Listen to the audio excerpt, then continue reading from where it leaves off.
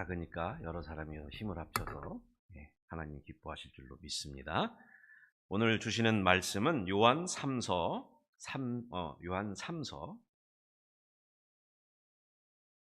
한 장으로 되어 있는데 제가 1장 1절에서 4절이라고 썼는데 요한 3서 1절에서 4절입니다. 오늘 첫날이니까 제가 봉독해서 올리겠습니다. 장로인 나는 사랑하는 가이오 곧 내가 참으로 사랑하는 자에게 편지하노라. 사랑하는 자여 내 영혼이 잘됨같이 내가 범사에 잘되고 강건하기를 내가 간구하노라.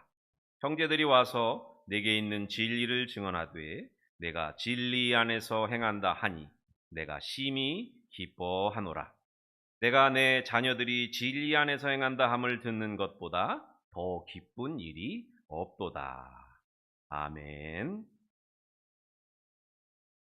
오늘 설교 제목은 영혼이 잘됨같이 범사에 도, 이렇게 제가 설교 제목을 정했습니다. 오늘 설교는 공교롭지만 제가 여러분께 하는 첫 설교가 아니면서 첫 설교입니다. 이해하시죠? 이해되시죠? 공교롭게도 제가 하는 첫 설교가 아니면서 첫 설교입니다. 독립문교에서 제 마지막 설교가 2월 8일 날 하나님이 자기 희망인 사람이라는 제목으로 요한복음 3장 16절 말씀을 가지고 제가 설교했는데, 그 설교가 사실 고별 설교였는데 그 설교도 마지막 설교가 되지 못했고 오늘 설교도 첫 설교가 아닌 첫 설교가 되었습니다.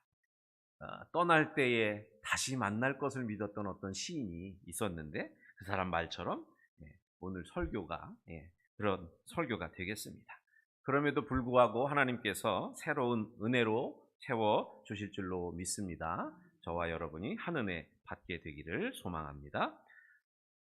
라틴어 수업이라는 그 책이 있어요. 유명하게 이제 사람들한테 알려진 베스트셀러인데 그 책을 쓴 한동일이라는 교수님인데, 작가이자 교수님인데, 그분이 쓴 그 라틴어 수업에 여러 가지 명언들이 나옵니다. 명언들이 나오는데 그 첫 번째는 뭘까요? 첫 번째는 첫 수업은 휴강이다. 이게 첫 명언입니다. 그분이 쓴 책에 라틴 말로 된 명언이 여러 가지가 있다고 하면 소개하는데 첫 수업은 휴강이다. 교수님한테는 복음 같은 얘기가 될 수도 있고, 강의를 들으려고 했던 학생들에게는 이게 웬 축복이야 라고 하면서 좋아할 그런 명언 중에 명언이라고 생각하는데, 오늘이 사실 제 설교이니까 그러나 건너뛸 수는 없고, 설교를 짧게 하는 자는 복이 있나니 다음에 또 초대받을 것이며 라고 선배 목사님들이 늘 설교를 길게 하는 목사들에게 조언했던 말씀을 생각하면서 오늘 설교는 몇 가지 중요한 말씀의 줄기들을 살펴보고 그 속에서 은혜를 나누려고 합니다. 짧지만 저와 여러분에게 깊은 은혜의 시간이 되기를 바랍니다. 고대 로마인들이 하는 인사말 중에 이런 말이 있었다고 합니다. 주로 편지를 보낼 때 앞에다가 쓰는 인사말이었는데, 안부 인사 같은 것이었는데 이렇습니다. 당신이 잘 있으면 나도 잘 있습니다. 한번 따라해 보실까요? 당신이 잘 있으면 나도 잘 있습니다. 라틴 말로는 우리가 기억할 건 아니지만 그래도 한번 들어두시면 좋아요. 시 발레스 베네 에스트 에고 발레오, 이렇대요. 우리말로 하면 당신이 잘 있으면 나도 잘 있습니다. 잘 지내셨죠? 저도 잘 지냈습니다. 이 말의 원래 문장은 당신이 잘 지내신다면 다행이고요, 나도 잘 지냅니다. 이렇게 이 라틴 사람들, 고대 로마 사람들이 편지에다가 쓰던 말이었다고 합니다. 그래서 당신이 잘 있으면 나도 잘 있습니다 라는 말로 줄여서 사용하게 됐죠. 우리가 알고 있는 라틴어 명언들이 몇 개 있습니다. 다 아실 건데, 까르페 디엠이라는 말 아실 거예요. 까르페 디엠, 오늘 하루를 즐겨라, 그 말인데 사실 까르페 디엠은 오늘을 따라 이란 말이에요. 그러니까 꽃을 따듯이 열매를 따듯이 오늘이라고 하는 그 하루를 따라 이런 말이거든요. 그게 이제 우리말로 번역하면 하루를 즐겨라 그런 말로 돼 있는데 그것도 라틴 말에서 나온 명언입니다. 또 여러분도 아시는 말인데 이 또한 지나가리라. 정말 들어보신 적 있죠? 어려움 가운데 있을 때 이 또한 지나가리라 그러고 막 좋아서 기뻐 어쩔 줄 모르는 순간에도 이 또한 지나가리라. 사람이 평정심을 가지고 환경에 구애받지 말고 늘 생명을 누리라는 그런 말인데 이 말도 라틴 말에서 온 라틴어 경구에서 온 말입니다. 그러나 무엇보다도 제가 좋아하는 말은 그리고 여러분에게 이 시간에 드리고 싶은 말은 당신이 잘 있으면 나도 잘 있습니다. 이 말입니다. 이 말은 제 말이 아니라 성경 말씀입니다.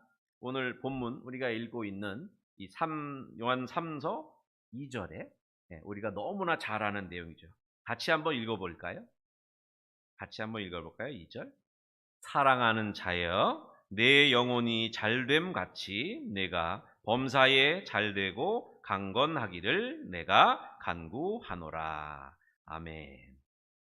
영혼이 잘됨 같이 여러분들 범사에도 잘되고 강건하기를 바랍니다.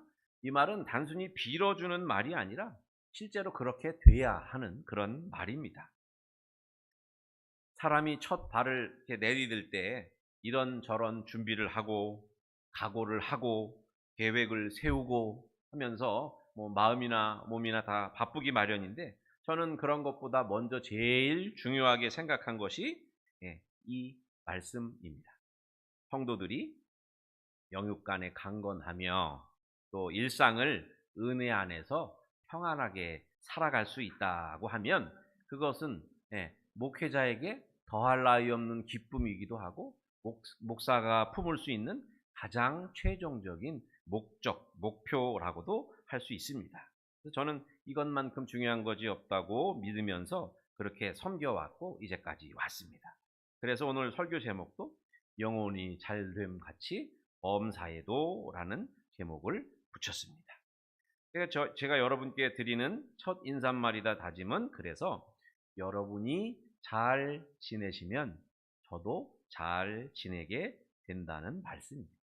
저만의 희망이 아니라 우리 신앙의 선배들이 성경의 말씀 속에 담아두고 수시로 때때로 꺼내서 읽으시면서 마주했던 그런 현실이기도 했습니다. 사랑하는 자여 내 영혼이 잘됨 같이 내가 범사에 잘되고 강건하기를 내가 간구하노라. 이 말씀을 조금 더 일상적인 표현으로 만든다면 그게 당신이 잘되면 잘 지내면 나도 잘 지냅니다 라는 말씀으로 바뀌는 겁니다. 당신이 잘 지내면 나도 잘 지냅니다. 내일이 더 문제가 아니라 당신의 안부가 더 먼저라는 것이죠. 자기 살기도 바쁜 세상이죠. 자기 살기도 바쁜 세상에 남의 안부를 묻는다는 것, 어쩌면 현대인들한테는 별로 그렇게 효율적이지 않은 그런 삶의 태도이자 방식일 수 있습니다. 그것도 이 서울의 한복판이니 종로에서 자기 살아남는 일이 우선이지 왜 다른 사람 안부는 묻고 그래? 라고 하면 그렇게 하면 또 할 말이 없을 수도 있지만 그럼에도 불구하고 여러분이 잘 지내신다면 저 또한 잘 지낼 것이라는 그런 믿음을 갖습니다. 여러분 잘 지내시기 바랍니다. 영육 간에 강건하시기를 바랍니다. 그러면 목사인 저도 잘 지내는 겁니다. 잘 지내는 비결 중에 가장 중요한 게 있는데 그게 뭘까요? 내 영혼이 잘됨 같이. 가장 중요한 첫 번째 비결은 영혼이 잘 되는 것. 좀 어려운 용어를 쓰면 영적인 건강입니다. 영적인 건강. 영혼이 건강해야 사람들이 그 일상의 삶도 온전하게 유지해 나갈 수 있게 됩니다. 근데 영혼이 잘 되려면 어떻게 해야 할까? 제가 한 주 한 동안 묵상하면서 생각해 봤습니다. 여호수아 24장에 보면 이제 가나안 정복을 이제 어느 정도 마치고 이스라엘 백성이 이제 가나안 땅에 이제 요단강을 건너갔거든요. 그래서 가나안 땅에 들어갔는데 세겜이라고 하는 곳에서 여호수아가 이스라엘 백성들을 모아놓고 이런 말을 합니다. 24장 14절 15절인데요. 제가 읽어드릴게요. 그러므로 이제는 여호와를 경외하며 온전함과 진실함으로 그를 섬기라. 너희의 조상들이 강 저쪽과 애굽에서 섬기던 신들을 치워버리고 여호와만 섬기라. 만일 여호와를 섬기는 것이 너희에게 좋지 않게 보이거든 너희 조상들이 강 저쪽에서 섬기던 신들이든지 또는 너희가 거주하는 땅에 있는 아모리 족속의 신들이든지 너희가 섬길 자를 택하라. 오직 나와 내 집은 여호와를 섬기겠노라. 아멘. 이 여호수아가 세겜에서 이스라엘 백성에게 한 마지막 말입니다. 그 다음에 여호수아는 이제 110살을 살고 하나님께로 가죠. 이 내용의 골자를 생각해 보면 이겁니다. 너희가 섬길 자를 택하라. 무엇을 택하든지 섬길 자를 택해라. 나는 하나님을 선택할 것이다. 이렇게 말을 합니다. 우리 삶에서 섬기며 기뻐하며 살아가야 하는 대상이 반드시 있어야 한다는 말입니다. 섬기면서 기뻐하면서 우리의 삶을 채워갈 대상이 없으면 그 사람의 인생은 메마른 땅에 있는 것과 같게 됩니다. 그래서 섬길 대상이 반드시 있어야 하는데 그것이 영혼이 잘됨 같이 범사에도 잘 되려면 하나님을 그 섬길 대상의 첫 번째로 삼으라는 말씀입니다. 요즘 말로 풀어하면 예배하는 삶을 살아라는 말씀이죠. 요한복음 4장 24절에 그런 말이 있죠. 하나님은 영이시니 예배하는 자가 신령과 진정으로 예배할지니라. 그렇게 말씀이 있습니다. 하나님을 예배하는 사람의 마음은 신령한 마음이 들고 진심이 들어가는 순간이 됩니다. 그래야 범사에 잘 되고 강건하게 되는 발걸음을 내디딜 수 있다는 말입니다. 하나님을 예배하지 않으면 그 사람의 마음은 신령한 마음도 또 진심이 담겨지는 마음도 품기 어렵게 됩니다. 그래서 하나님을 예배하는 사람으로 사는 것. 이것이 영적 건강의 첫 번째 비결이라고 말씀드리겠습니다. 세례 문답할 때요, 세례 받을 때, 저는 세례 받은 지가 이제 오래됐으니까 여기 다 오래되신 분들인데, 웨스트민스터 소요리 문답이라 그래가지고 그 신앙 교육하면서 질문할 때 1번 질문이 있어요. 1번 질문. 다 아실 거예요. 사람의 제일 가는 목적이 무엇입니까? 이게 1번 질문이에요. 1번 질문. 속된 말로 요즘 말로 이렇게 하면 뭐예요? 우리는 왜 삽니까? 이거랑 똑같은. 사람의 제일 되는 목적이 무엇입니까? 그 대답은 뭐예요? 사람의 제일 되는 목적은 하나님을 영화롭게 하고 하나님을 영원토록 즐거워하는 것입니다. 이게 대답이에요. 다시 한번 할까요? 사람의 제일 되는 목적은 하나님을 영화롭게 하고 하나님을 영원토록 즐거워하는 것입니다. 이게 사람의 제일 목적이에요. 밥 먹고 사는 것, 어디 좋은 곳 구경하는 것, 이런 게 중요한 게 아니고 사람은 그것보다 앞서서 하나님을 영화롭게 하고 하나님께 영광 돌리고 하나님을 기뻐하는 삶을 살아야 그 삶의 목적이 채워지고 인생에 의미가 생기고 그 인생이 보배로워진다는 말씀입니다.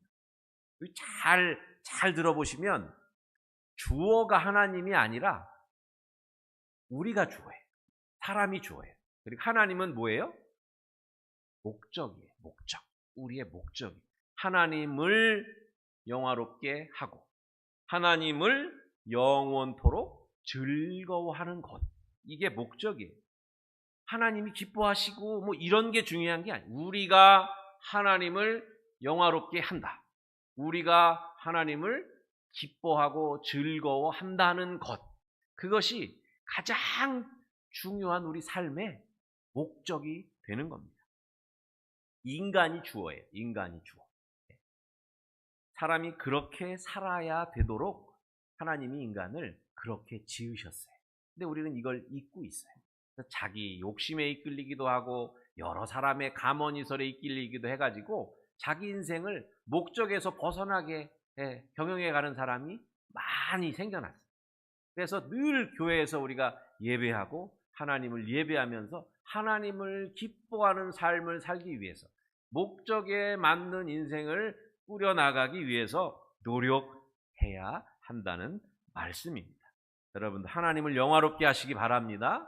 하나님을 기뻐하시면서 하나님을 예배하는 예배자로 살아가시기를 바랍니다. 그러면 영혼이 잘됨 가치가 이루어지는 줄로 믿습니다. 두 번째는요, 사랑하고 기뻐할 대상이 있어야 한다는 것입니다.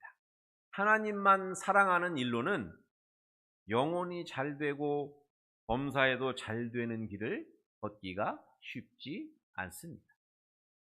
유럽에 가면 수도원에 봉쇄 수도원이라고 있어요. 봉쇄 수도원.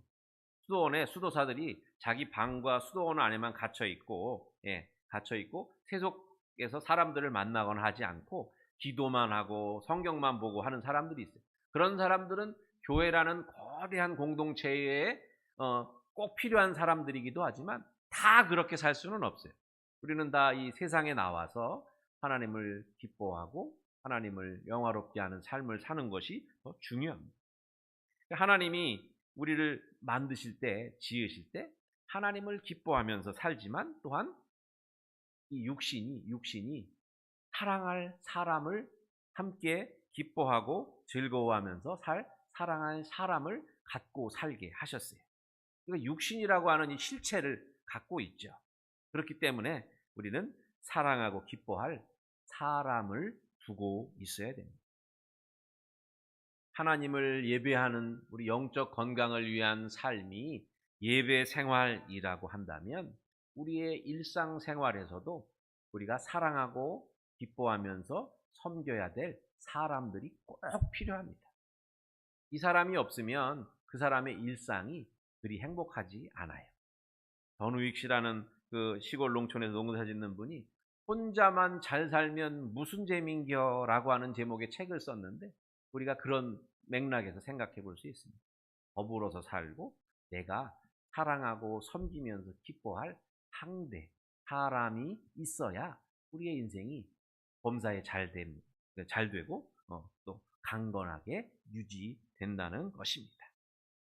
마가복음 12장 30절에 보면요, 서기관이 예수님께 와서 이런 질문을 합니다. 계명 중에 첫 번째 가는 계명이 무엇입니까? 그렇게 질문을 합니다. 그에 대한 대답이 주님의 말씀입니다. 30절, 31절에 이렇게 돼 있어요. 잘 들으세요. 내 마음을 다하고 내 목숨을 다하고 내 뜻을 다하고 내 힘을 다하여 너의 하나님이신 주님을 사랑하여라. 둘째는 이것이다. 내 이웃을 내 몸과 같이 사랑하여라. 이 계명보다 더 큰 계명은 없다. 하나님을 사랑하면서 우리의 영혼이 잘 될 수 있습니다.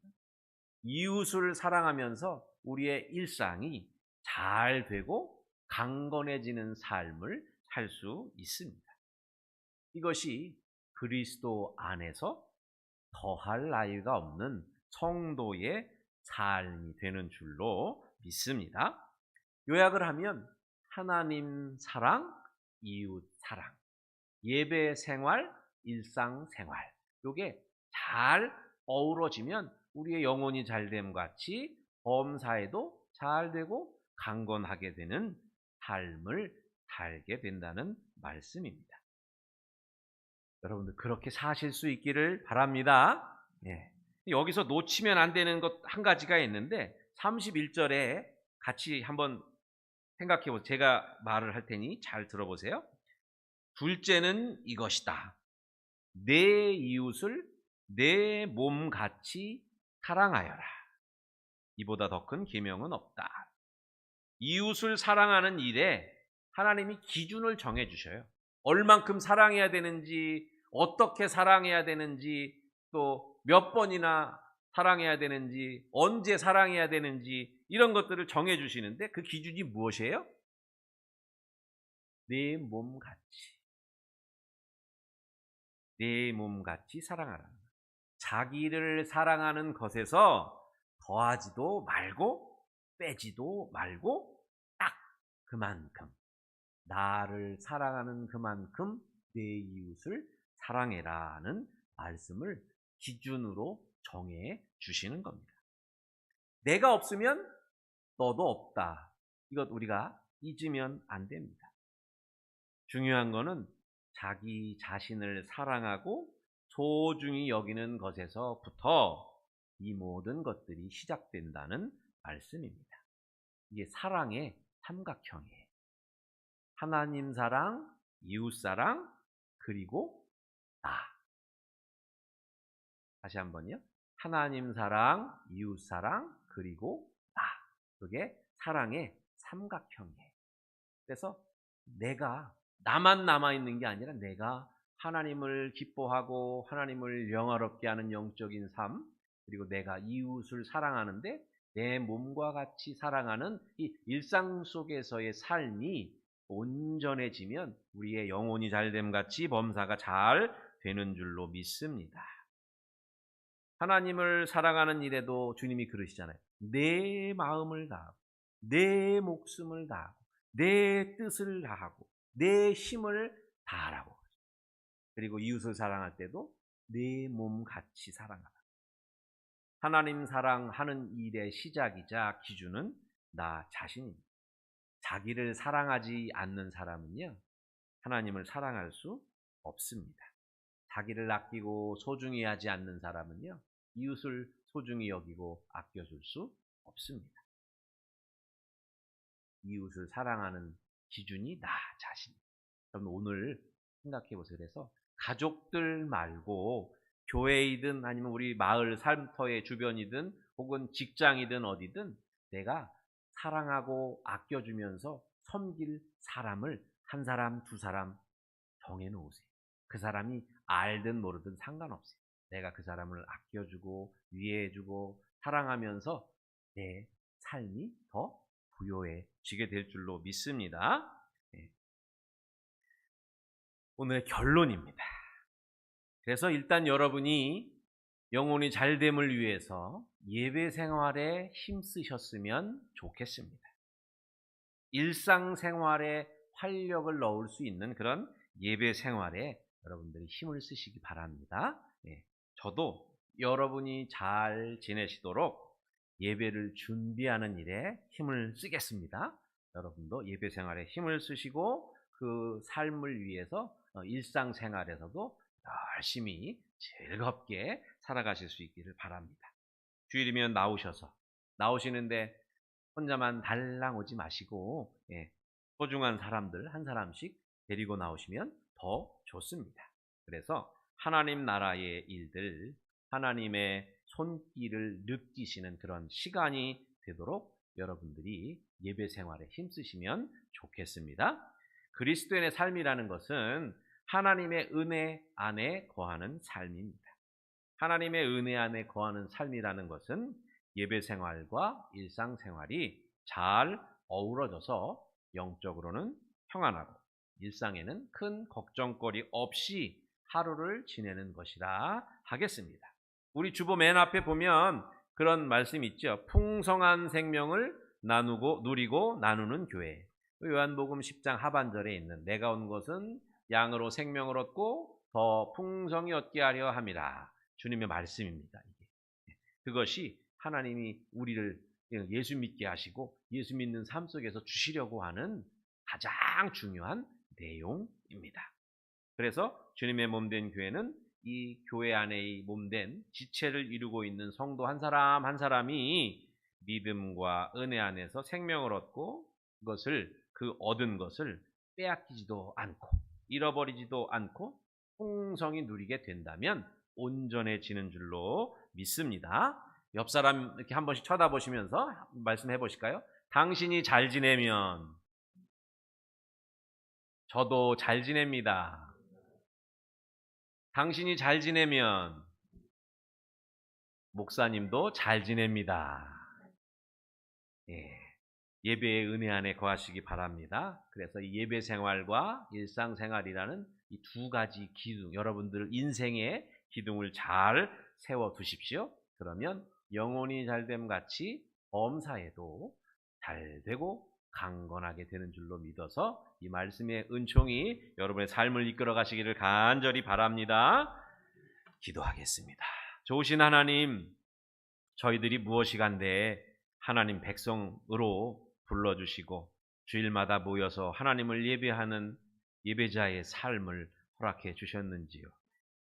저희가 하나님을 기뻐하고 하나님을 영화롭게 하는 삶을 살아갈 수 있도록 늘 곁에서 이끌어 주시고 도와주시옵소서. 그래서 저희들의 삶이 영혼이 잘됨 같이 범사에도 잘되고 강건하도록 인도하여 주옵소서. 하나님 사랑, 이웃 사랑, 그리고 이 사랑의 삼각형 안에서 저희들이 늘 살아가도록 하나님과 동행하며 이웃을 섬기며 나를 사랑하시고 아끼시는 그 하나님의 손길을 늘 체험하면서 우리 하루하루가 생명으로 충만케 하옵소서. 예수 그리스도 이름으로 기도합니다. 아멘. 찬송가 400